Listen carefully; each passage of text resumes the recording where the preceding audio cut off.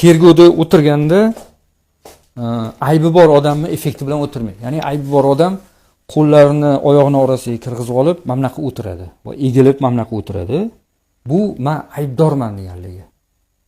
Chunki tana tilida inson harakatlar bilan o'zini ichidagi narsani tashqariga chiqarib qo'yadi. O'sha tergov vaqtida bitta odam sizni faqat harakatingizni kuzatadi. Qo'lingiz qanaqa turibdi? Yolg'on gapirayotgan odam, misol uchun, burnini qashiydi, qulog'ini qashiydi, misol uchun.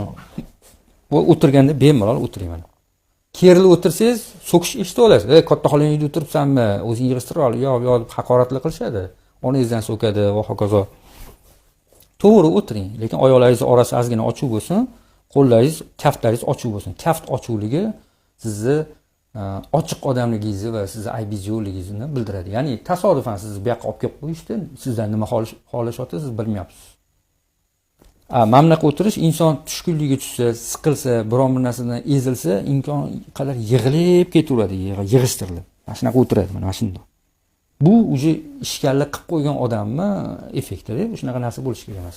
Sizni tana harakatingizni kuzatishadi, o'shaning uchun bemalol o'tiring-da. Ha, yo'q deb javob bering. Shoshilmasdan javob bering. Tabassum qilmang. Hattoki siz bilan DXX xodimi sen bilan do'stlashyapmiz, do'stona gaplashyapmiz desa ham, achomlab ketib qolmang-da. Biling, bu qopqon.